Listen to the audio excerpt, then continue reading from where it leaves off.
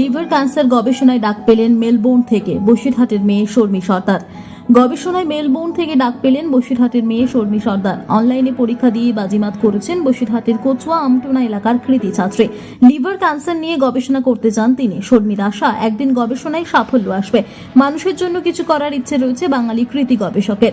উত্তর 24 পরগনার বসিরহাট 2 নম্বর ব্লকের কচুয়া গ্রাম পঞ্চায়েতের আমটোনা এলাকার বছর 27 ছাত্রী শর্মী সর্দারের গবেষণায় আলাদা কিছু করার বরাবরই ইচ্ছে ছিল।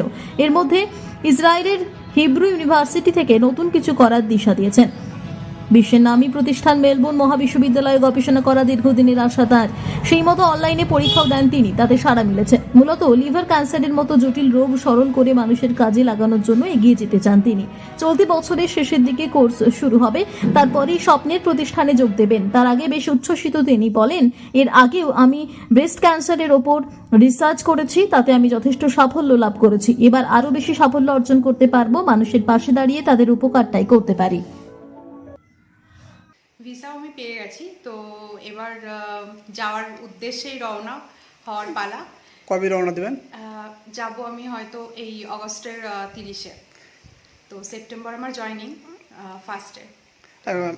হ্যাঁ, আমার আগেও গবেষণা ছিল ক্যান্সারের উপর, ব্রেস্ট ক্যান্সারের উপরে। তো এবার আমি করতে চলেছি লিভার ক্যান্সারের উপরে গবেষণা। তো এটাই হচ্ছে আমার লিভার ক্যান্সারে এখন প্রচুর মানুষ আক্রান্ত, দেশেও এবং বেশিরভাগ মানুষই এই রোগে আক্রান্ত। তো আমি চাই যে আমার গবেষণা থেকে যেন আমি নতুন কিছু দিতে পারি মানুষের সামনে, যেটা প্রত্যেকটা মানুষের জন্য উপকৃত হয় এর থেকে। আচ্ছা, আপনার নাম? আমার নাম শর্মী সর্দার। মেয়ের দিক দিয়ে আমরা খুবই গর্বিত। মেয়ে বিদেশ পাড়ি দিচ্ছে, এটা যদি একবার দিয়ে এসছে। এখানটা একদম পৃথিবীর শেষ প্রান্ত, তো আমাদের তো একটু ভয় থাকবেই। ওখানে গিয়ে পৌঁছে যত সময় না পৌঁছাবে, পৌঁছে ফোন করার পরে তারপরেই আমাদের স্বস্তি। এখন তো একটা টেনশন কাজ করছেই। কিন্তু ভালো কি লাগছে না? খুবই ভালো লাগছে, খুবই ভালো লাগছে।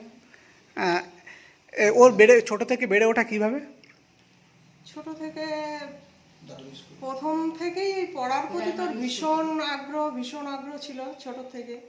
তো আমার প্রাইমারি স্কুল থেকেও, দাদর স্কুল থেকেই প্রাইমারি পাশ করে তারপরে পাশেই high school, Maltipur high school থেকে এইচএস দেওয়ার পরেই ওর চেঞ্জ, মানে সেখান থেকেই যেন পরপর আরো ভালো হওয়ার দিকেই ওর লক্ষ্য। ফার্মাসি, তারপরে জয়েন্টে বসে ফার্মাসিতে চান্স পেল।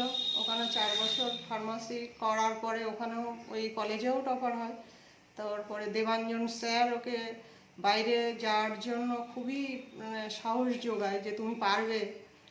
তো ওনার অনুপ্রেরণা এবং প্রিন্সিপাল স্যারেরও অনুপ্রেরণা ছিল ওকে বাইরে যাওয়ার জন্য, সেখান থেকে নিয়ে এখানে। তো আমি চাই আরো অনেক বড় হোক।